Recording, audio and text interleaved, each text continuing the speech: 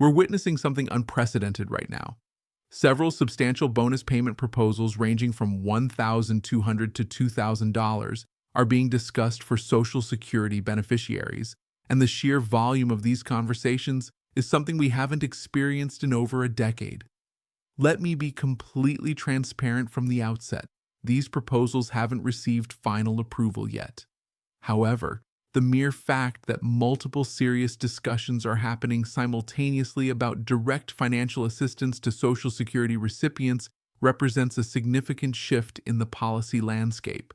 You deserve comprehensive information about what's being proposed, the reasoning behind each plan, and the realistic timeline for potential implementation. Before examining specific dollar amounts, it's crucial to understand the common thread connecting all these initiatives. Every single proposal we're seeing is directly tied to the current economic turbulence, specifically the implementation of widespread tariffs and their cascading effects on consumer prices. The tariff situation has created a perfect storm of economic pressure. Import duties are being passed along to consumers, driving up costs across virtually every category of goods and services. Grocery prices have climbed substantially. Household essentials cost more. Clothing, electronics, appliances, everything is becoming more expensive at an accelerating rate. What makes this particularly critical is the recognition that Social Security beneficiaries are bearing a disproportionate burden of these price increases.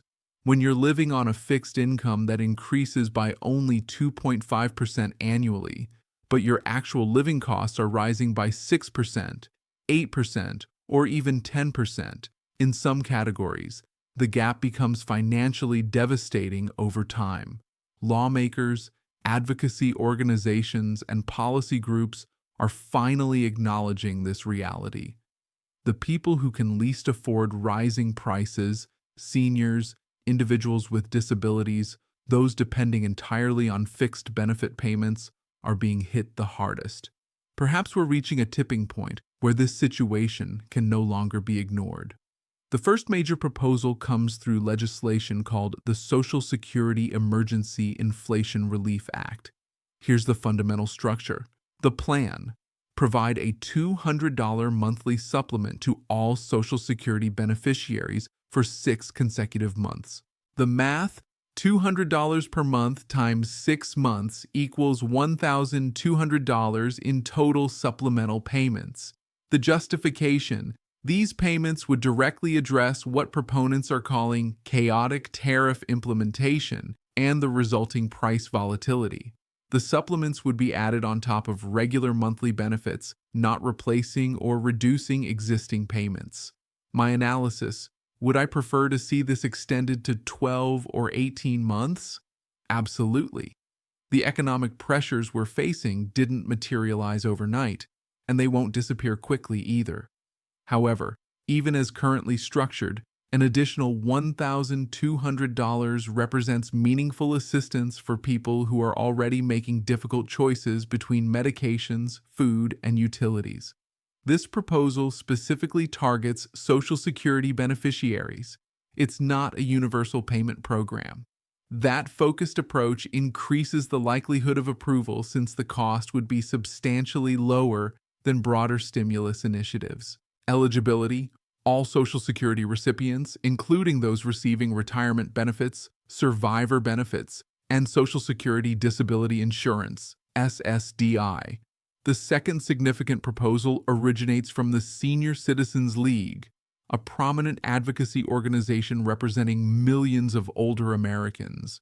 They're calling for a one-time supplemental payment of $1,400 to address what they characterize as years of inadequate cost of living adjustments. The problem they're addressing: for years, official COLA calculations have failed to match the real-world inflation experienced by Social Security beneficiaries. The 2.5% increase for 2025 and the projected 2.8% for 2026 sound reasonable until you actually go to the grocery store, pay your utility bills, or try to afford prescription medications. Those percentages simply don't reflect reality. The Consumer Price Index for the Elderly, CPIE, which more accurately tracks spending patterns of older Americans, consistently shows higher inflation rates than the standard CPIW used for COLA calculations. This structural gap has compounded over years, leaving beneficiaries thousands of dollars behind where they should be to maintain purchasing power. The solution: a one-time make-up payment of $1,400 to all Social Security beneficiaries to help close this accumulated gap between official COLA adjustments and actual cost increases. The reasoning: the Senior Citizens League recognizes that beneficiaries have effectively lost purchasing power year after year. This isn't about future adjustments. It's about compensating for past inadequacies in a system that's supposed to protect against inflation but has consistently fallen short. Again, we see the tariff connection. Recent tariff-driven price spikes have made an already problematic situation significantly worse, adding urgency to addressing the cumulative shortfall. Proposal number 3, the Tariff Revenue Dividend, $2,000. The third proposal represents a different approach and comes from discussions at the highest levels of government. This plan would distribute approximately $2,000 to low-income and middle-income Americans, funded directly by revenues collected from tariffs. The concept: if tariffs are generating substantial revenue for the federal government while simultaneously raising costs for consumers, why not return some of that revenue directly to the people bearing those increased costs? It's a feedback loop of sorts. Tariffs raise prices, government collects tariff revenue, government distributes that revenue back to consumers. Consumers have more resources to handle the higher prices caused by tariffs. Eligibility considerations. This proposal has broader eligibility criteria than the first two. It's designed for low-income and middle-income individuals, which would include most Social Security beneficiaries, but also potentially younger workers, families, and others meeting income thresholds. The exact income cutoffs haven't been finalized, but based on previous stimulus payment structures, we might expect phase-outs beginning somewhere between $75,000 and $100,000 for individuals, with higher thresholds for married couples. What makes this interesting? Unlike traditional stimulus payments funded through general revenues or deficit spending, this would be financed by the very tariffs causing the economic pressure. It's a more politically palatable approach since it's not adding to the deficit. It's redistributing revenue already being collected. Here's something crucial to understand. These are 3 distinct proposals from different sources, not 3 versions of the same plan. Theoretically, there's nothing preventing approval of more than one initiative. The 6-month supplemental payment program and the COLA makeup payment address different problems and could both be implemented. Someone could potentially receive the emergency inflation supplements, the makeup payment, and the tariff dividend. Realistic expectations. Should you count on receiving all 3? No. Should you plan your finances around any of them at this stage? Definitely not. But the fact that multiple serious proposals are in discussion simultaneously, all aimed at providing relief to people on fixed incomes, suggests a genuine recognition of the problem and a willingness to consider solutions. The political dynamics are complex. These proposals come with different price tags, different funding mechanisms, and different political constituencies supporting them. Some may advance, while others stall. Some may be combined or modified. The legislative process is inherently unpredictable. Let me set realistic expectations about how these proposals become reality, because the process is important to understand. When legislation like this is introduced, it doesn't move quickly. We're talking about a timeline measured in months, not weeks. Here's the typical progression. Stage 1. Introduction and committee review. Proposals are formally introduced as bills and referred to the appropriate congressional committees. For Social Security-related legislation, that's typically the Ways and Means Committee in the House and the Finance Committee in the Senate. Committee members review the proposals, hold hearings, request cost analyses from the Congressional Budget Office, and debate merits. Stage 2. Markup and modification committees often modify proposals substantially. A $1,400 payment might become $1,000. A 6-month program might become 4 months. This is where political negotiation happens, and original proposals can be dramatically altered. Stage 3. Floor votes. If a proposal survives committee, it moves to the full House or Senate for debate and voting. This is where we see public discussions, amendments, and ultimately votes on passage. Stage 4. Reconciliation. If the House and Senate pass different versions, they must reconcile those differences before final passage. Stage 5. Presidential approval. Even after congressional passage, the president must sign the legislation for it to become law.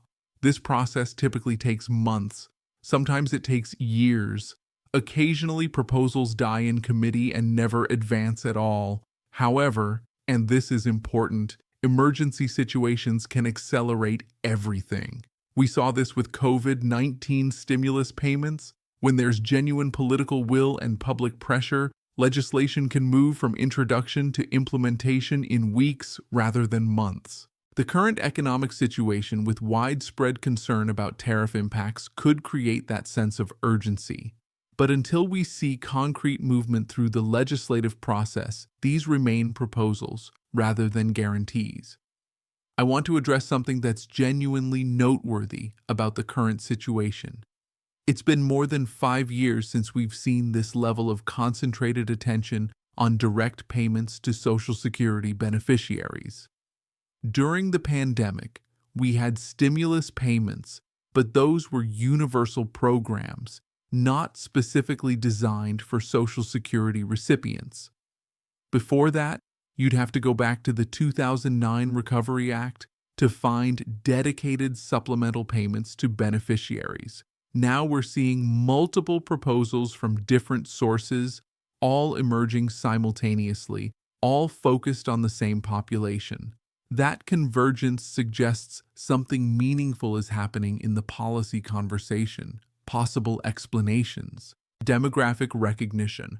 Politicians are increasingly aware that Social Security beneficiaries represent a massive voting bloc that's financially struggling. Advocacy success. Organizations like the Senior Citizens League, AARP, and disability rights groups have been sounding alarms about inadequate COLAs for years. Perhaps that advocacy is finally breaking through. Economic visibility. The tariff situation has made inflation and cost of living issues impossible to ignore.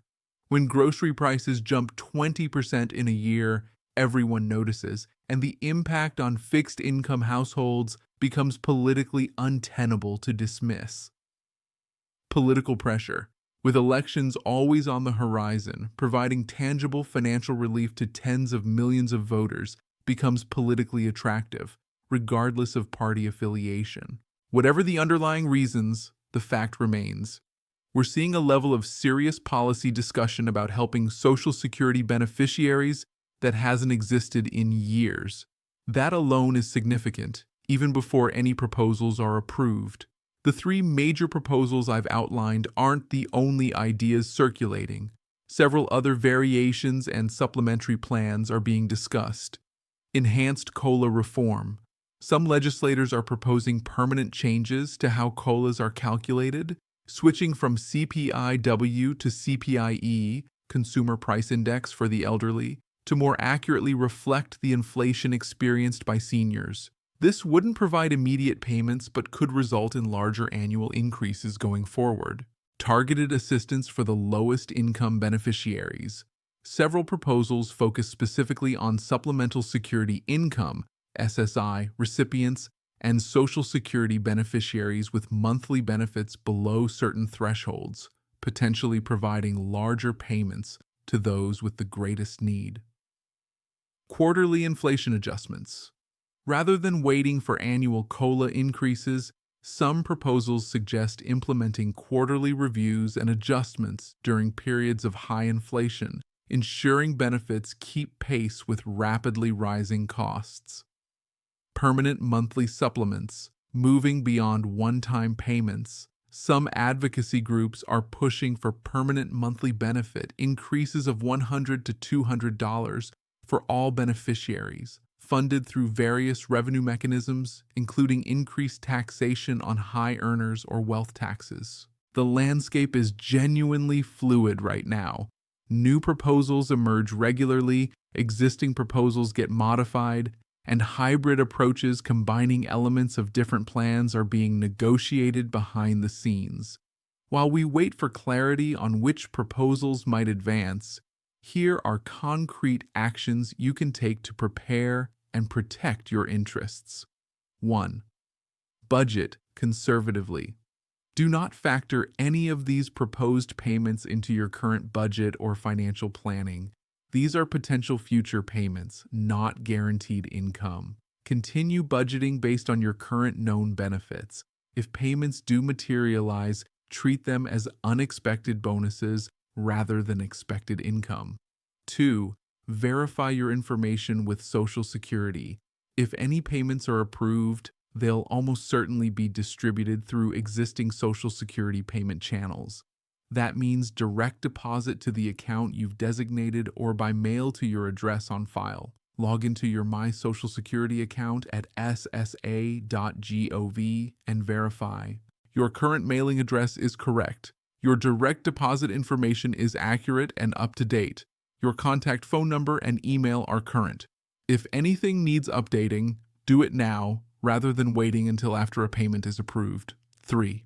Protect yourself from scams. Unfortunately, whenever there's talk of government payments, scammers emerge. Be aware that Social Security will never call you asking for personal information. You will never need to pay a fee to receive a government benefit payment. No one can speed up your payment in exchange for banking information. Legitimate communications will come through official channels, not random calls or texts. If you receive suspicious communications claiming to be about these bonus payments, report them to the Social Security Administration's fraud hotline and the Federal Trade Commission. 4. Stay informed through reliable sources. Follow developments through official government sources and established news organizations. Be skeptical of sensationalized headlines claiming payments are approved and going out next week, when legislation is still in early committee stages. Bookmark reliable sources like the Social Security Administration's official news page, the Senior Citizens League's website, congressional websites for tracking legislation, established news organizations with track records of accurate reporting. 5. Make your voice heard. If these proposals matter to you, don't underestimate the power of constituent communication. Congressional offices do pay attention when they receive substantial contact from constituents on specific issues. Consider contacting your U.S. representative and both U.S. senators to express your support for legislation providing relief to Social Security beneficiaries. Be specific about which proposals you support and why they matter to your personal financial situation. You can find contact information for your representatives at house.gov and senate.gov. 6. Share information with your community. Many Social Security beneficiaries aren't aware these discussions are happening. Share accurate information with friends, family members, community groups, and senior centers. The more people who understand what's being proposed and add their voices to the conversation, the more likely meaningful action becomes. 7. Document your actual expenses. If you want to make a compelling case to representatives about why these payments are needed, personal stories matter. Keep records of how your actual expenses have increased over the past year or two. Grocery receipts, utility bills, prescription costs. These concrete examples demonstrate the real-world impact of inflation on fixed incomes more powerfully than statistics. These payment proposals don't exist in isolation. They're part of larger conversations about Social Security reform, economic policy, and how we support aging and disabled populations. The long-term funding challenge. Social Security faces well-documented long-term funding challenges. Without reforms, the trust funds are projected to be depleted within the next decade, at which point incoming payroll taxes would only cover about 80% of promised benefits. Some critics argue that providing bonus payments now could accelerate that timeline. Proponents counter that the payments would come from general revenues, not Social Security trust funds, and that allowing beneficiaries to fall into poverty due to inadequate benefits defeats the entire purpose of the program. The COLA calculation debate. The discussion about make-up payments has reignited long-standing debates about whether the current COLA formula adequately protects beneficiaries. Research consistently shows that the CPIW, Consumer Price Index for urban wage earners and clerical workers, understates the inflation experienced by retirees because seniors spend disproportionately more on healthcare and housing, categories where inflation often exceeds the overall average. Switching to CPIE would provide more accurate adjustments, but would also increase program costs. The question becomes, is accuracy worth the additional expense, or should we maintain the current methodology to preserve trust fund solvency? The tariff policy intersection. These proposals have thrust Social Security beneficiaries into the middle of broader debates about trade policy. If tariff-driven inflation is genuinely harming fixed-income households, does that argue for eliminating or reducing tariffs? Maintaining tariffs but providing compensatory payments? Maintaining tariffs and expecting beneficiaries to absorb the costs? Different policymakers have different answers, and those philosophical differences will influence which proposals, if any, ultimately advance. If one or more of these proposals are approved, what would implementation actually look like? Timeline. Based on previous stimulus payments and supplemental Social Security distributions, once legislation is signed, you'd likely see payments within 2 to 8 weeks. The Social Security Administration would use existing payment infrastructure, dramatically speeding the process compared to creating new distribution systems. Payment method. Almost certainly direct deposit for those who receive their regular benefits that way, paper checks for those who still receive checks monthly.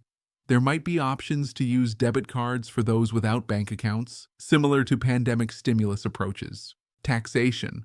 One-time payments might be structured as non-taxable, like stimulus checks were, or they might be treated as taxable income, like regular Social Security benefits.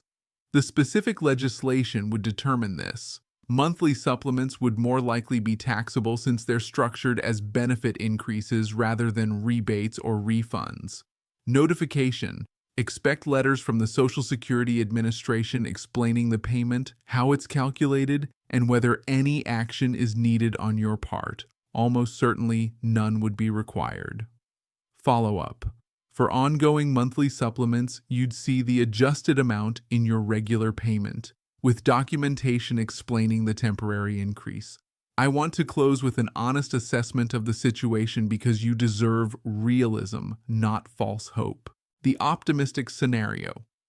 One or more proposals gain bipartisan support, move through the legislative process relatively quickly, and provide meaningful financial relief to Social Security beneficiaries within the next 3 to 6 months.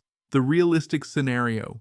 Proposals get introduced, debated, modified significantly during the committee process, potentially combined with other legislation, and maybe result in something smaller than originally proposed getting approved after 6 to 12 months. The pessimistic scenario. Proposals generate headlines and discussion, but ultimately die in committee due to cost concerns, political gridlock, or shifting priorities as other issues dominate the legislative agenda. All three scenarios are possible. Based on historical patterns, the realistic scenario is most likely. Significant legislation rarely passes quickly or in its original form. However, and this matters, the very existence of these conversations represents progress.